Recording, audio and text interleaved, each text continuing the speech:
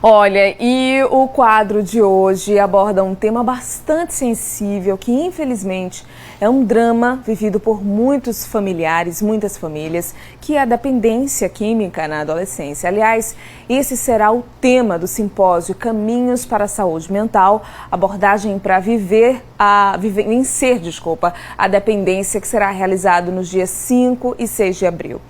Já sobre esse assunto, estamos aqui com o médico da Clínica Recomeçar, o Dr. Vitor Hugo.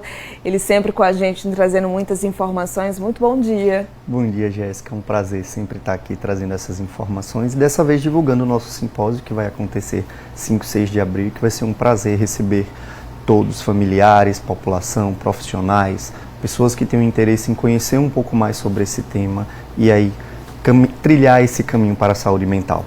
Eu já ia te perguntar sobre isso, doutor, se era para todo mundo, né?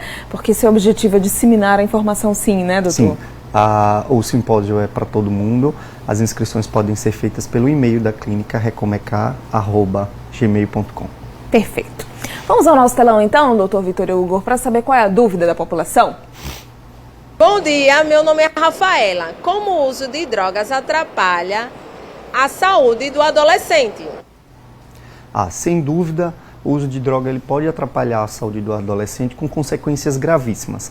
Além da perda, de função, da perda de vida desse paciente, que para de estudar, que passa a ter interesses em outros ambientes, perde o convívio familiar, muitas vezes abandona a escola, nós podemos ter coisas mais graves. O cérebro do adolescente é um cérebro em formação e o uso de droga pode desencadear, abrir outros quadros mais graves, como os quadros psicóticos, por exemplo, de esquizofrenia ou um quadro de transtorno bipolar.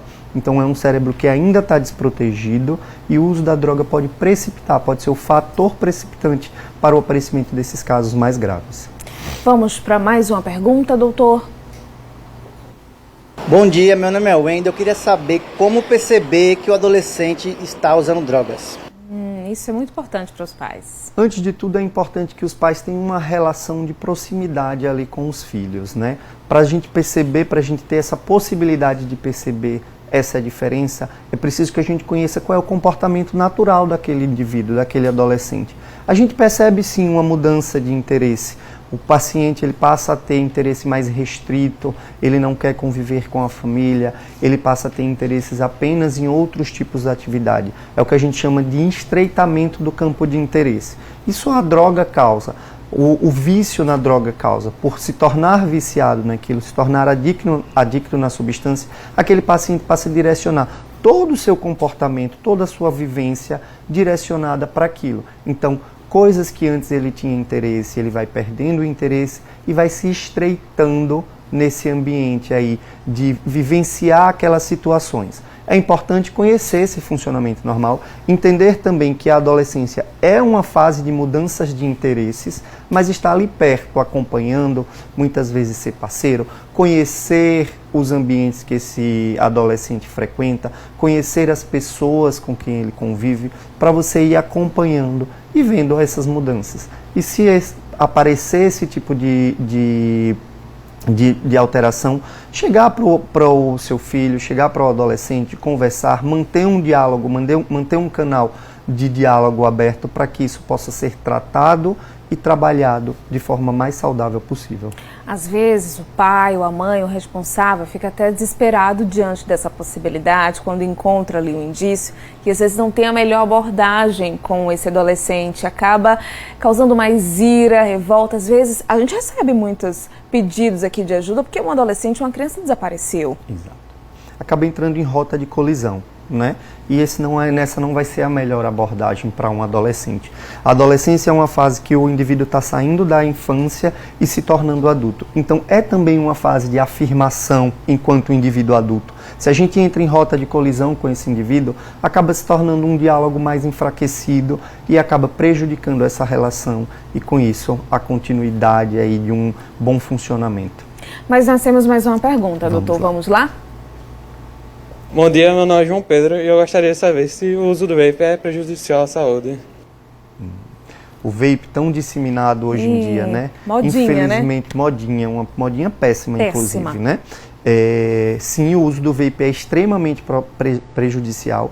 A gente sabe que o vape, assim como foi o tabaco na geração passada, né? Assim como foi o cigarro numa geração que já não está mais tão em modinha, mas o vape ainda é, sim, uma porta de entrada para outras drogas. É o acesso, é o primeiro momento de contato. E sim, além dos vários problemas, a gente sabe que temos consequências muito graves do uso do vape. Pacientes jovens desenvolvendo problemas pulmonares, como enfisema pulmonar, por exemplo, que é uma doença que, com o uso do cigarro, aparecia mais numa população mais idosa, com uma carga de uso de tabaco maior, já aparecendo em uma população mais jovem. Então, sim, o vape é prejudicial à saúde, não existe nenhuma recomendação, inclusive os pneumologistas têm alertado muito para isso, têm feito levantado muito a voz em relação a isso. E do ponto de vista do acesso a outras drogas, acaba sendo sim uma porta de entrada.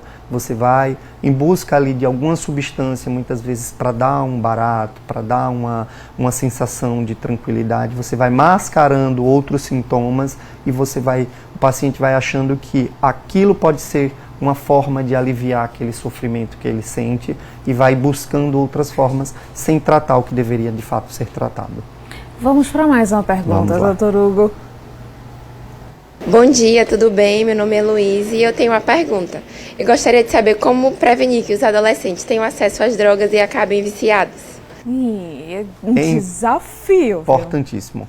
Informação, primeiro de tudo. Acho que informação é algo extremamente importante. Ter um diálogo aberto, falar sobre as coisas, falar sobre as consequências. É importante a gente estar falando sobre isso. O adolescente ele precisa ter conhecimento sobre as consequências disso. Ter esse diálogo vai ser importante. Ter uma estrutura familiar bacana, trabalhar o que precisa ser trabalhado. Se as coisas estão ali em desordem, buscar lidar com o que precisa ser lidado. Se aquele paciente é ansioso, tratar essa ansiedade. Ter uma rotina saudável de educação, de atividade física, de ambiente familiar, de amigos. Ter toda essa estrutura é uma forma de prevenir, sem dúvida. Doutor Vitor Hugo, muito obrigada pelas informações, reforçando aqui o simpósio. Você que é pai, não sabe o que fazer, você que é mãe, não sabe o que fazer, procura ajuda, inclusive. No simpósio vai ser uma porta aberta para isso, né? Vai ser uma porta aberta, teremos palestrantes de fora, da Universidade de São Paulo, do Instituto Bairral. Então vai ser um prazer recebê-los lá, vai ser muito proveitoso esses 2 dias, 5 e 6 de abril. Muito obrigada. Obrigado você, tenha um ótimo dia. Bom dia.